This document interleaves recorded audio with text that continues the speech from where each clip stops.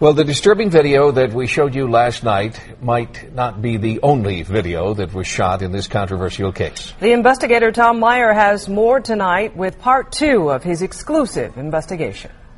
Why did you decide to talk with me? I don't want this to happen to somebody else.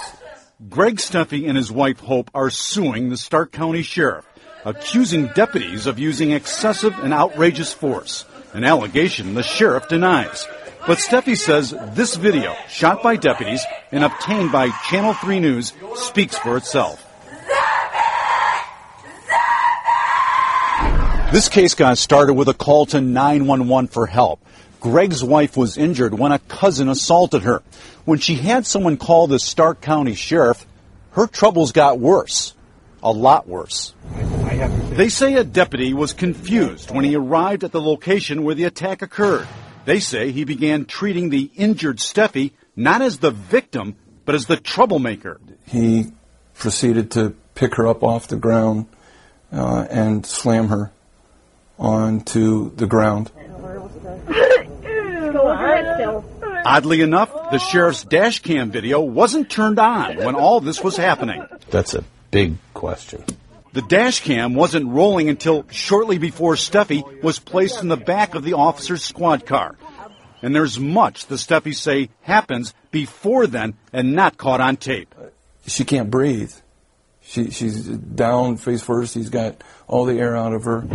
That portion of the video either doesn't exist or wasn't released to Steffi's lawyers.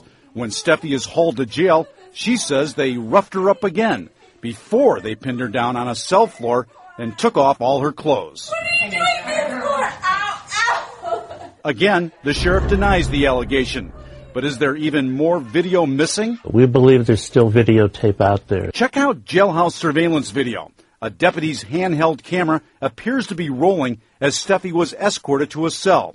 Her lawyers never received any of this tape, which might show Steffi knocked to the ground again. They knocked her knees out from behind her, and that she was face first. I'd like to know why they felt it was important to do that. The sheriff again denies the allegation, but there's no denying what happened in the video that Steffi's lawyers did obtain. Both male and female deputies inside a cell forcibly removing Steffi's clothes, including her bra and underwear. She was never asked, not once, during any period of time, to take off your clothes, please, that there's a reason why. It was for total humiliation. The Steffis and their lawyers say this is clearly a strip search, and the sheriff has policy for this procedure. I've got the Stark County Sheriff's Department policy on strip searches. It says, and I quote, "The officers conducting the search must be of the same sex as the prisoner." This is Stark County Sheriff's policy. That's common policy everywhere. They violated their own policy. The sheriff's office admits deputies left Steffi completely naked in the cell for 6 hours, but they deny this was a strip search. Hope Steffi was convicted on misdemeanor charges of resisting arrest and disorderly conduct, but most of the videos seen in this report was never shown at trial. Now the Steffis have evidence, and they want sheriff deputies held accountable. It's just wrong that they do this to people. She called for help. She asked them for help, not for this. Not for this.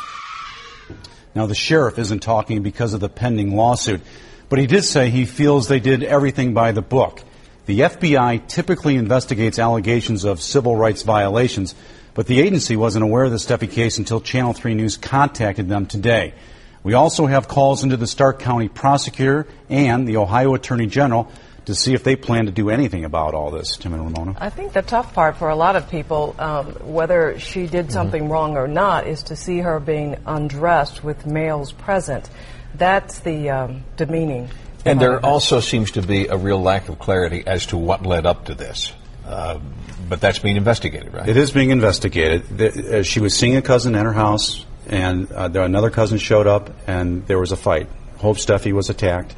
The deputy shows up, and Hope is very distraught, leans on the officer.